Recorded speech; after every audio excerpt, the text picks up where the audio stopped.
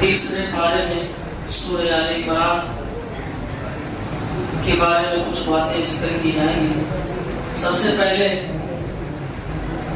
سورہ آل عمران کے اندر اللہ تبارک و تعالیٰ نے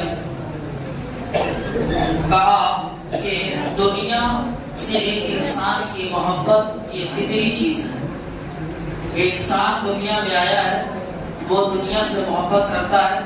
خاص طور سے اللہ نے جو اس آیت کے اندر ذکر کیا ہے کہ انسان کی فطری چیز ہے کہ وہ عورت سے محبت کرتا ہے، بیٹوں سے محبت کرتا ہے، سونا چاندی سے محبت کرتا ہے۔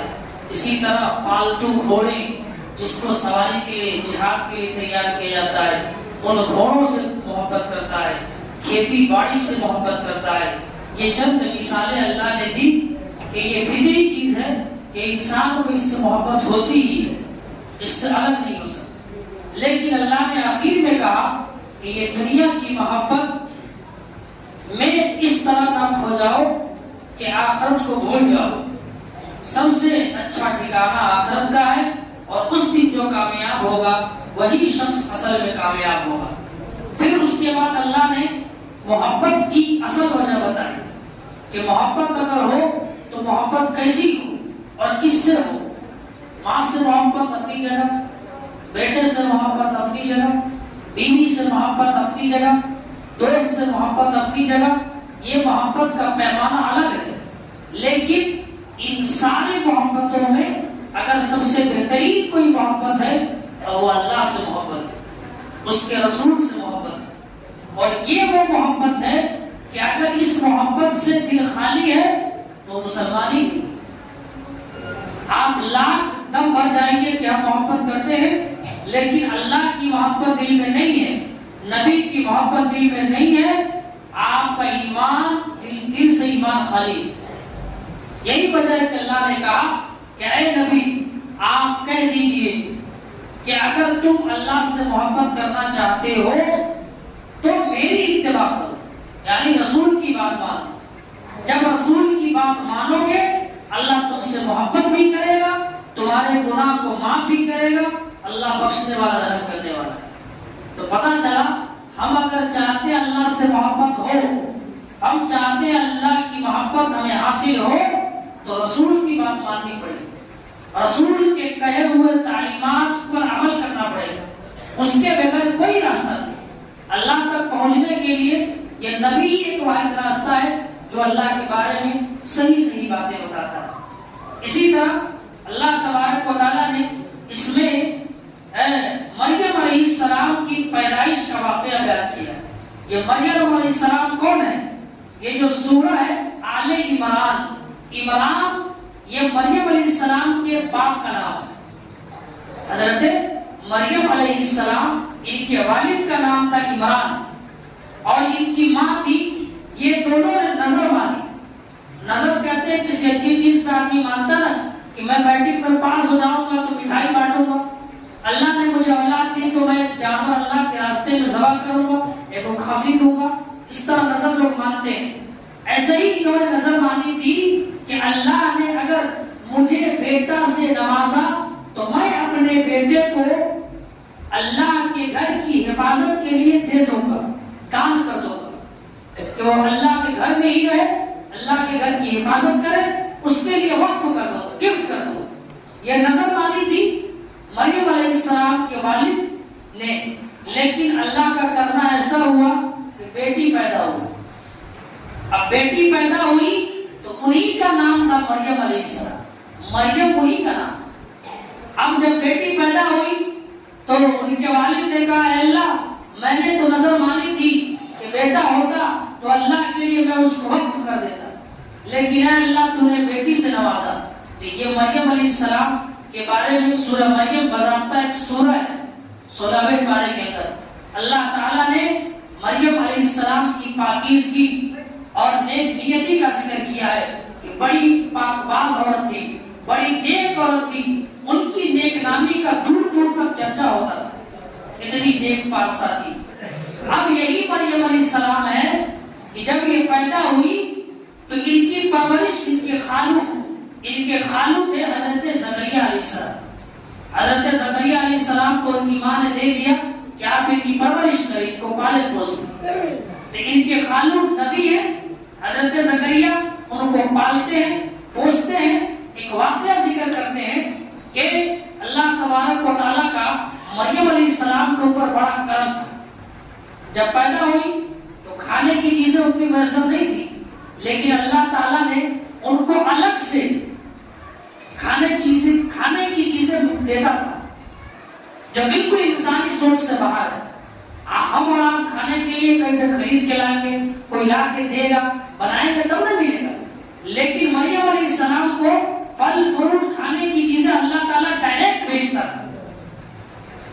جب حضرت زکریا علیہ السلام جاتے تھے کبھی کبھی ان کے روم میں تو پوچھتے تھے مریم کیا بات ہے، یہ کھانے کی چیزیں اتنی ساری کہاں سے آئے؟ تو مریم علیہ السلام کہتی ہے اللہ نے دیا ہے.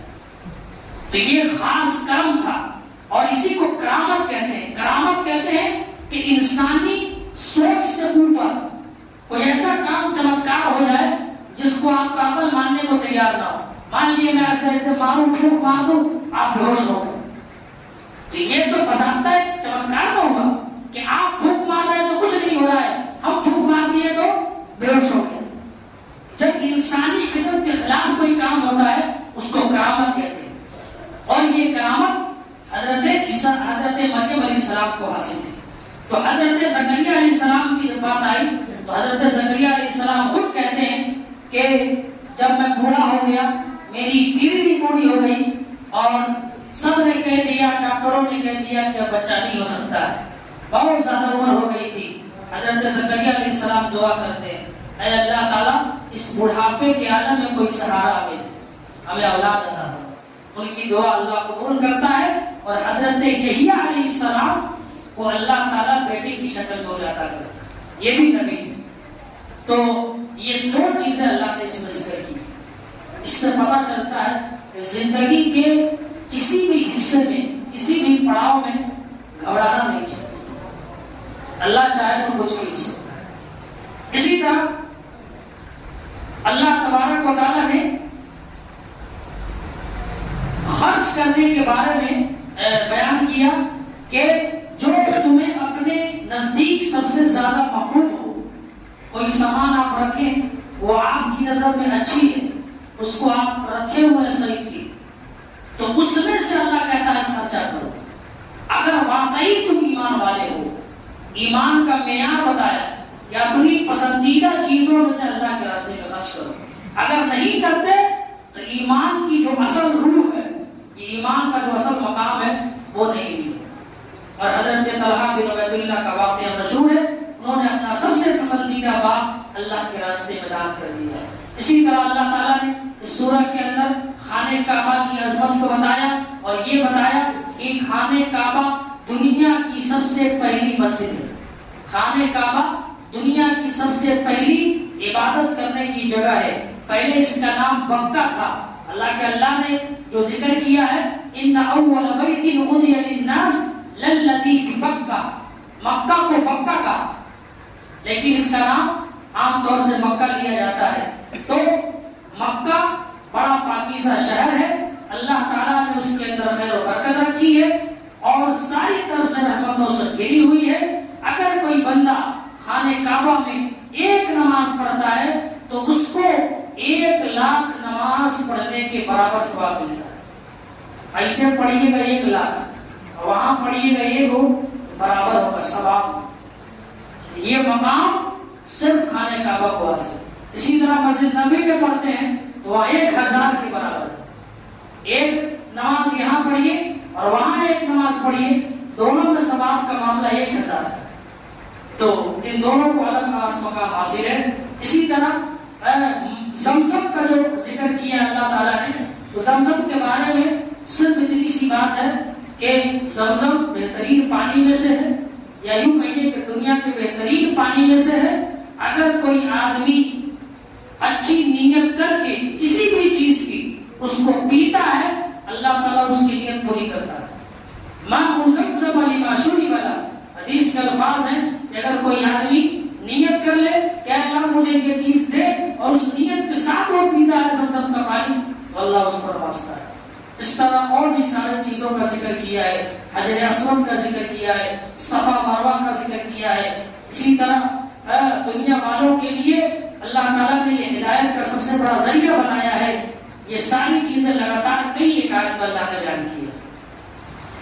اس کے بعد اللہ تعالیٰ نے ایک عمومی حکم بیان کیا کہ ہمارے اندر بھی ایک گروپ ہونی چاہیے, ایک جماعت ایسی ہونی چاہیے جس کا یہ کام ہو کہ ٹائم ٹو ٹائم لوگوں کو دین کی بات بتائے, لوگوں کو بھلائی کی طرف بلائے اور برائی کے کاموں سے روکے. یہ ہر سماج کے اوپر ہے. اللہ نے کہا کنتم خیر امۃ اخرجت للناس, تم بہترین امت ہو, بہترین لوگ ہو. تمہارا کام ہے لوگوں کو برائی سے روکنا اور نیکی کا حکم دینا. اسی طرح اللہ تعالیٰ نے اس میں جنگ احد کا ذکر کیا ہے.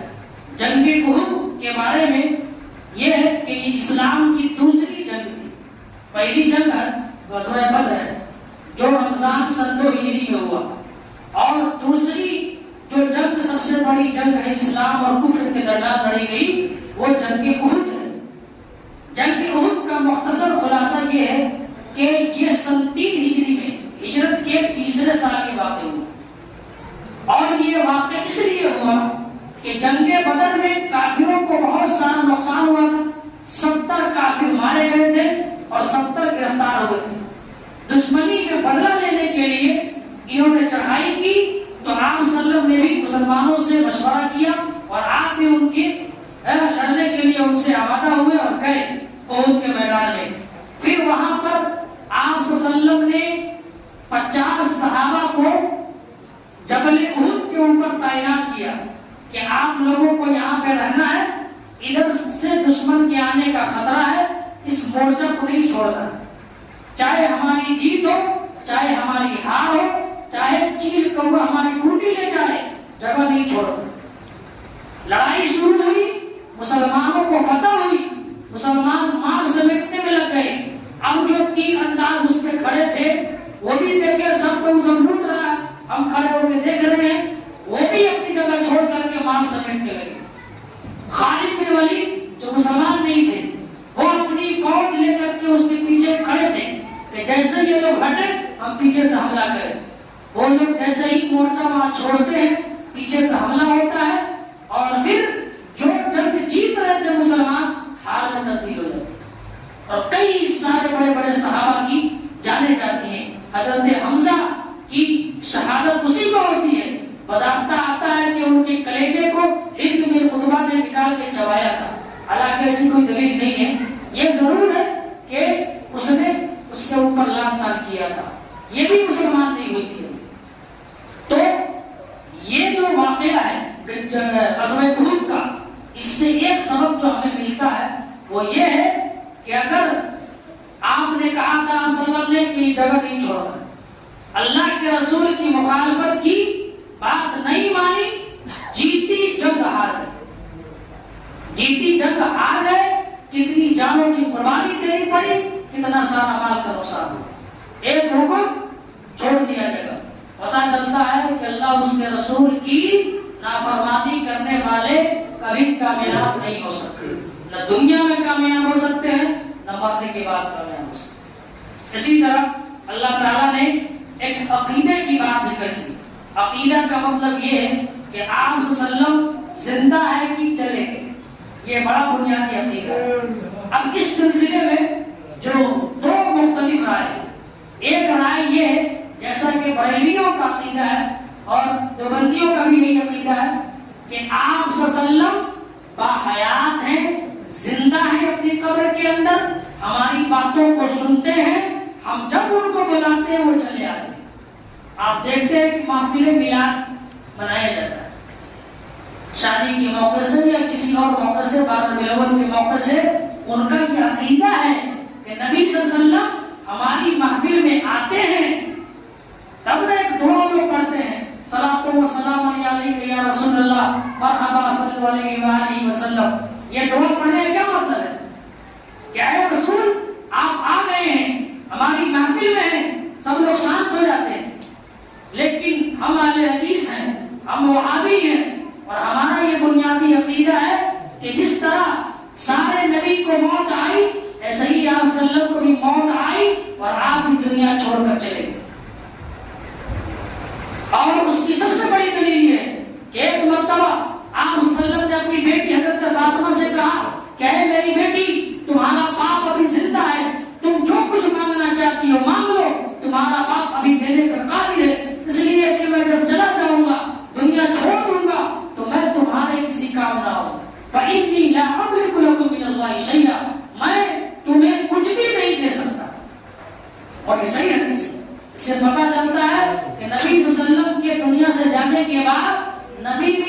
مدد نہیں کرتے ہیں. اور عام طور سے آپ دیکھتے ہیں جب عام لوگ دعا کرتے ہیں تو لاسٹ میں ایک بات ضرور کہتے ہیں, نبی صلی اللہ علیہ وسلم کے صدقہ طفیل میں اللہ ہماری دعا قبول فرما.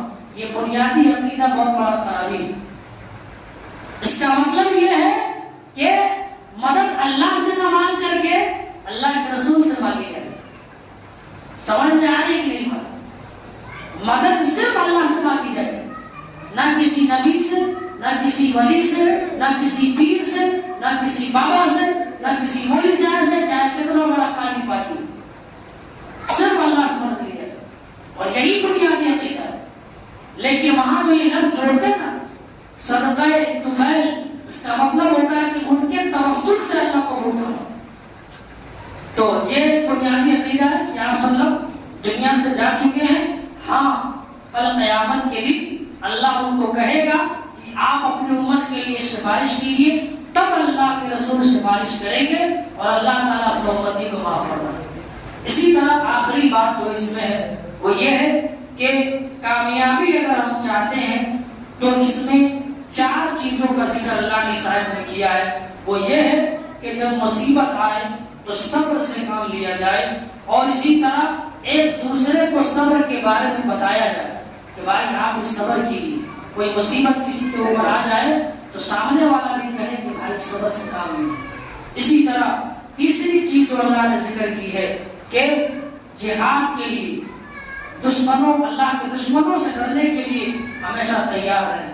اسی طرح اللہ نے چوتھی چیز ذکر کی کہ ہمیشہ تقوی اختیار کریں, ہمیشہ اللہ سے ڈرتے رہے. جو یہ چند بنیادی باتیں ہیں جو ہمارے لیے قابل ذکر ہے. اللہ تعالیٰ سے اخیر میں دعا ہے کہ اللہ تبارک و تعالیٰ ہم سب کو کہنے سننے سے زیادہ عمل کی توفیق عطا فرمائے اور ہمارے روزوں کو قبول فرمائے. اسی طرح ہمارے قیام کو تراویح کو بھی قبول فرمائے. آمین. وآخر دعوانا الحمد للہ رب العالمین.